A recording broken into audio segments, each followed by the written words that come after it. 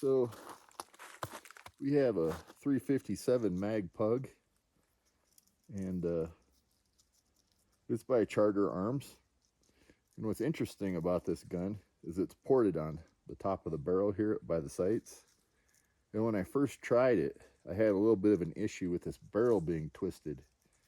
And what you can do is look at the bottom of your barrel with this particular model, and this support for the barrel should come right down at the perfect 6 o'clock position to ensure that this top is at 12 o'clock. If it's turned just a little bit, then you can't hit anything. And the other reason why it's hard to hit anything is because if you're used to leveling your sights, looking down the gun, you can see this has a channel in the top of the frame. And if you line up the top of the, up here, it's going to cause you to shoot low. So you got to line up the very base of this end blade sight on your barrel in order to get perfect alignment. So I put this in a vise and I turned it and got it lined up so it's really close. It's a lot better. It's within a it's within a 64th of an inch or so now. And before it was off the whole thickness of the blade already turned sideways. And I think it just rattles loose over time from shooting 357 mag, or when it was assembled, it was just overly torqued. And the other thing we had to do was figure out this action in here and how it's built. And it's a replica of a better made firearm, but it's not made with the same type of components of the same degree of machine work. So what you have to do is really lube up where the firing pin comes through to engage your primers and make sure that's always clear and clean, which is just this teeny little dot inside there. Okay. And then the other thing I had to do was make sure that this hammer is moving freely. And what I found is this one side, this left side on this particular one, leans over under the spring tension just enough that it's actually making contact with the frame of the handgun all the way through the cycle, slowing it down. So if you shoot this dry and dirty, like I was doing earlier, you're liable to have a failure. You don't have 100% full snap on the hammer, especially when you do double cycle, because it doesn't come back as far. So now we've got it fixed, we think. So we're going to load this up and do a fresh review today. And we're going to shoot 20 yards and then back up again and try 30 yards like we did before, and just see if we get better results. And I should have a lot better results now that I can see my sights. I put a little bit of high fluorescent looking paint. This is actually a lady's fingernail polish in bright orange on the sights of the gun, so I know exactly what to line up. This very tip part right here is just a reference of don't use it. I'm trying to use the very base of this here. So what I might do someday is just cut off the top of this blade, since I don't really need it. It gives the gun more style, I suppose. But you know, when you're trying to pull it out of a holster or something, it kind of snags up. So I had a little slip in the belt type holster, and every time I'd pull it out, it would kind of hang up on that and pull the holster with it. So without it, it might work even better. But for now, we're going to try it as is. And we've got all the ports cleaned out on top. It's got 6 little ports on top of the barrel to help for the muzzle control. And before, when it's turned just slightly, what happens is it changes the way the gun reacts. Instead of being straight up and down vertical with recoil, it was going a little bit sideways. And I thought it was just me pulling on the trigger hard, because it's not the most sensitive trigger in the world. But once you oil it up and really lubricate it, it just works a ton better. So it's a nice, easy gun for people with smaller hands to use. But if you have a big hand and you have this style grip, it seems to fit pretty well also. So let's try it out today. And I gotta make sure the range is clear. Dogs and goats and everybody are out. They're all excited. So yeah, we'll get this going. Okay, we're gonna load it up. And right here I'm at 25 yards. So I was gonna shoot 20, but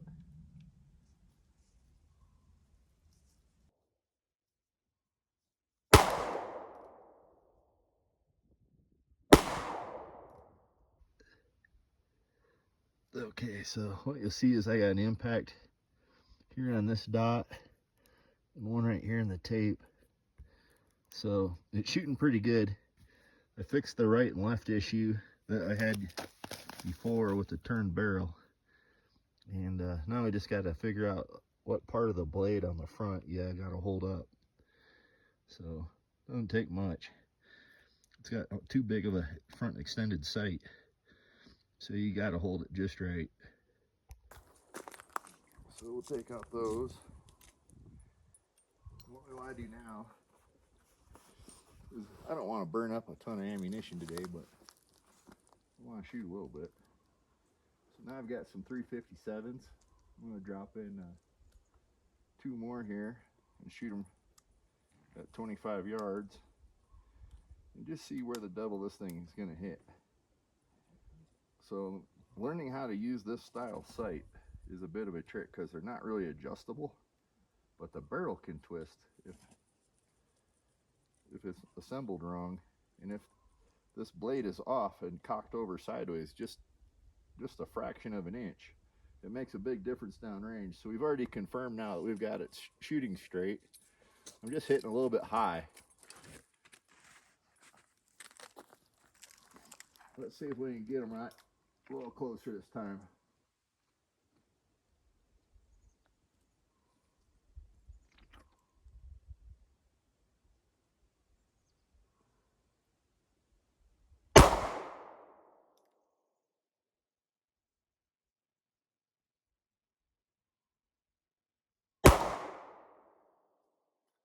All right. Make sure we're clear. Let's go down range, check it out. It doesn't buck that hard when you shoot it. For a small gun that's lightweight frame, I kind of like that. It handles nice.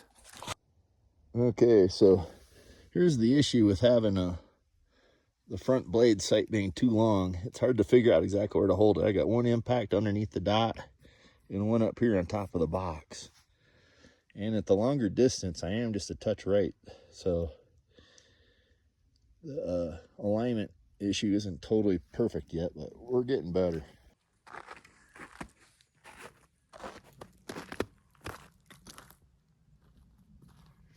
Okay, 2 more shots.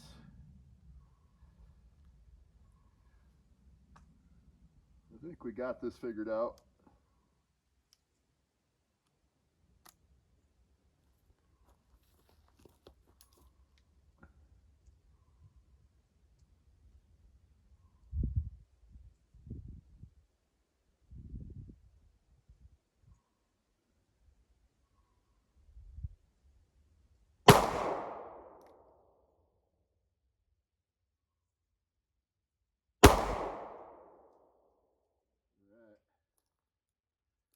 Let's go see.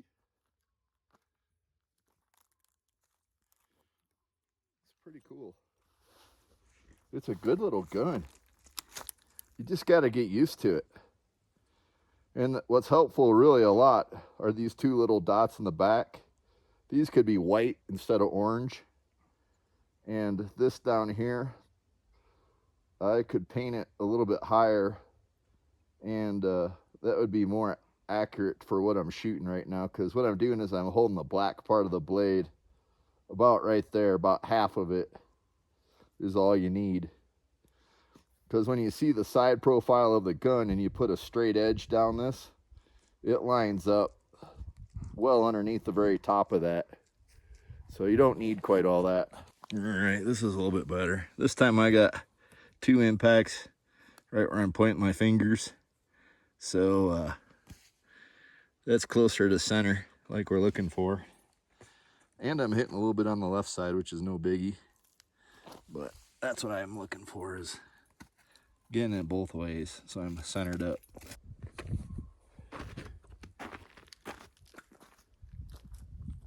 Okay, we're gonna do 1 more shot for confirmation. Good hit. That's what you want.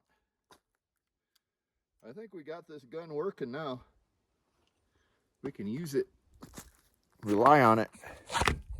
That's what it takes, is some practice. Oops, there's one I could use.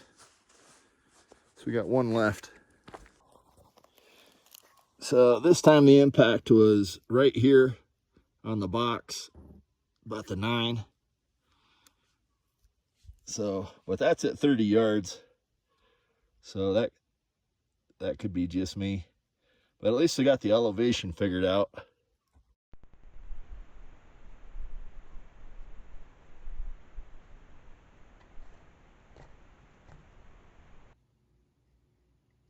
Okay, so here's what was difficult to see outside where I was a bit in the shade. You can see the porting on top of the barrel. There's 6 of them. You can see my little paint on the sight blade as a reference. And you can see what model gun this is. 357 mag PUG. But that's how I set it up. So now when I want to hit something, I gotta line up the dots and it shoots better, but you gotta know how much blade high this is on the front. And it's got a huge front sight that's way too tall. So you can almost see it from the side profile. This is where it's gotta be. So in conclusion, it's a decent gun. You just have to practice with it and know exactly where it is for shootability. And for everybody, it's probably going to be a little bit different. So for me, this is what works. And I've got a little bit more playing around to do with it. I need to practice some more. And most shots, FBI standard, are 7 yards. So at 7 yards, what I'm showing you is not critical. But when you back up to 25 yards, 30 yards, or a 50-yard shot, then what I'm showing you is a lot more fine tuning and how to really get it to work well. So this would be a proper sight alignment with this gun as a demonstration.